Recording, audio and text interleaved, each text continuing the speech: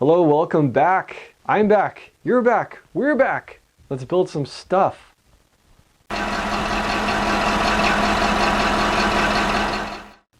Alright, so in the last episode we created this. This is the foundation for our rear frame.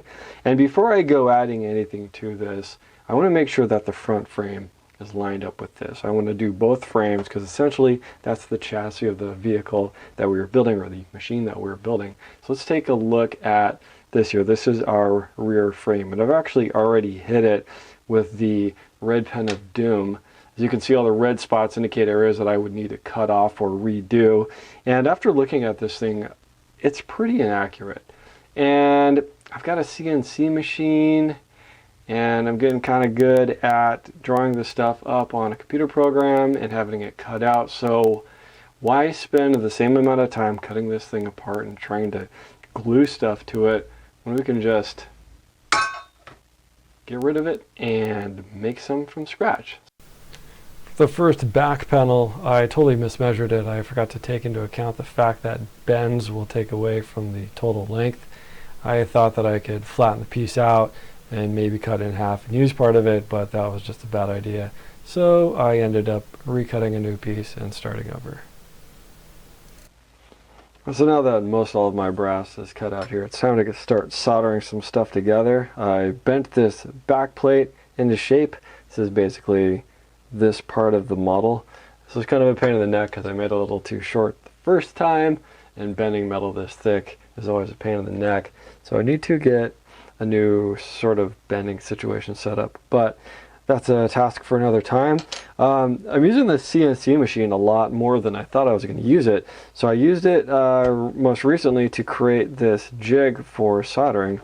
Pretty basic. You just take and drop the pieces in, and then I can take and set this up right there to kind of hold it all in place while I go about soldering. Now normally I wouldn't be able to do this if I was torch soldering because I would probably set this whole thing on fire, but with the new resistance soldering that I got, it will enable me to do this. It's still going to burn the wood, but it's not going to set it on fire.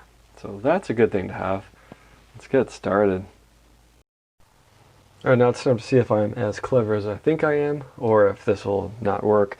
I've taken and dropped a metal brass rod into one of the holes that's at the top of this piece of brass, and then I'm going to be using the probe on the back side of this plate to heat the plate up where this contact is, and then I've applied the flux paste in there as my bonding agent. So let's see if this works out or if it does not. There has to be a current between these two pieces, so hopefully they're tight enough fitting that this actually works. Yeah. Now we're cooking with solder. I don't want to breathe that in. Or when you're doing this, it's best to not breathe the solder smoke in because it's melting metal and acid. So you can kick on a fan to kind of blow over your shoulder and do so.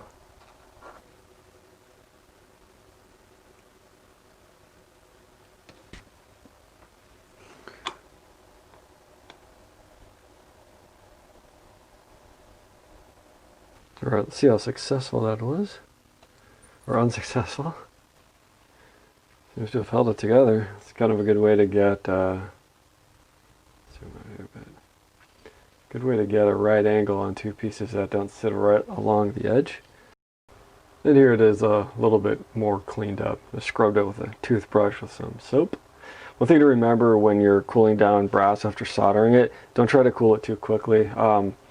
Yeah, a few years ago when I first started soldering, I had soldered up this nice little piece and I just chucked it into a sink full of water thinking that it would cool it quickly and I'd be good to go, and little did I realize it had actually popped the solder joint loose because the metal shrinks back up, and it did it so quickly that I don't think the solder liked it very much, so I ended up losing some work and time, but this came out good.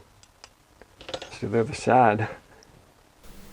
I'm really liking this flux solder paste. Stuff's pretty easy to use. Just get it and brush it right onto your contact points, and then when you put the two pieces of metal together, you've got the solder right where you need it. You heat it up and you're ready to go.